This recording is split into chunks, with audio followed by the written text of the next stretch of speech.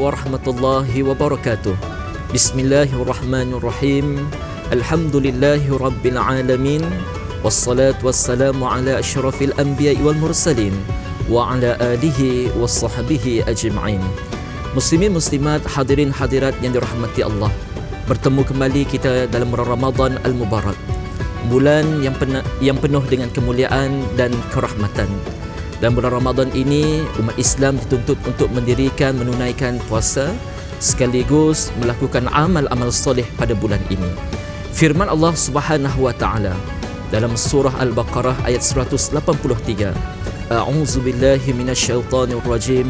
Ya ayyuhalladzina amanu kutiba alaikumus siyam kama kutiba alal ladzina min qablikum la'allakum tattaqun.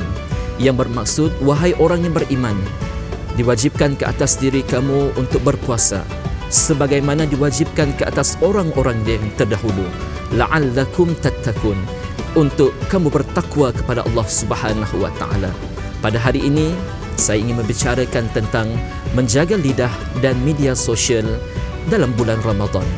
Dalam bulan puasa, hadirin muslimin yang dirahmati Allah, bukan sekadar menahan diri lapar dan dahaga, sebenarnya mendidik rohani dan jasmani kita supaya menjauhi perkara-perkara yang tidak baik dan mendekati diri kita kepada Allah Subhanahu wa taala. Dalam erti kata yang lain, dalam kita menjaga lidah, semestinya kita menjaga setiap tutur kata kita, setiap perkataan yang kita ungkap melalui hubungan kita sesama manusia, bahkan hubungan kita sama Allah Subhanahu wa taala. Sebab itu dalam konteks ini, pertuturan merupakan cerminan pada diri kita yang hendak kita sampaikan kepada mereka yang lain. Hal ini jelas menunjukkan dalam firman Allah Subhanahu wa taala dalam surah Al-Ahzab ayat 70 yang bermaksud, wahai orang yang beriman, bertakwalah kepada Allah Subhanahu wa taala dan ucapkanlah perkataan yang benar. Melalui dalam hal ini dapat kita saksikan bahawa firman Allah Subhanahu wa taala dalam Al-Quran jelas menyatakan berkata perkara yang benar.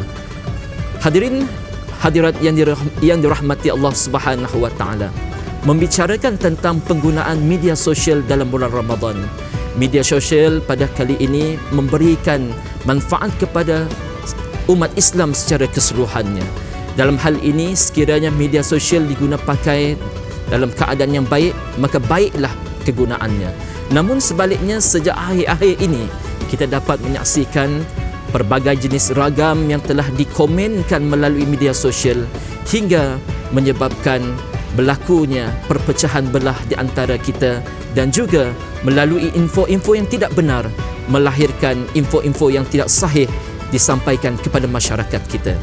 Tuan-tuan dan puan-puan, hadirin muslimin yang dirahmati Allah, media sosial ini merupakan medium yang diguna pakai dalam kita menyalurkan secara keseluruhannya ilmu yang bermanfaat.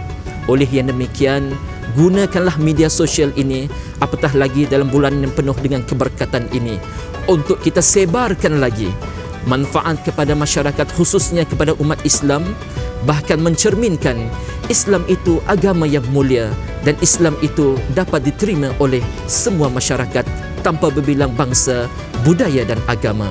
Oleh demikian, manfaatkanlah dalam Ramadan ini, moga-moganya dapat memberikan pahala buat diri kita, bukan sahaja pahala dalam bulan Ramadan, tetapi pahala yang sentiasa akan memberikan kita di akhirat kelak, akan menuaikan hasilnya.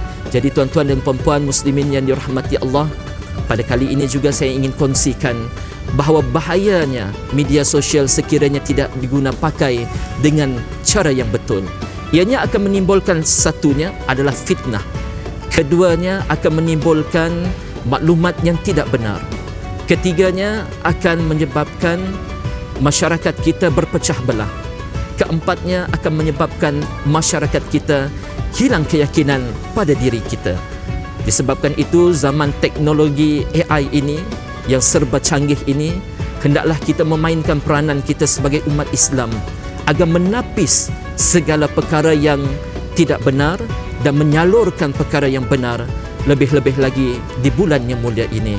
Sekian, itu saja tazkirah yang dapat saya sampaikan pada kali ini. Moga-moga bermanfaat kepada kita semua. Assalamualaikum warahmatullahi wabarakatuh.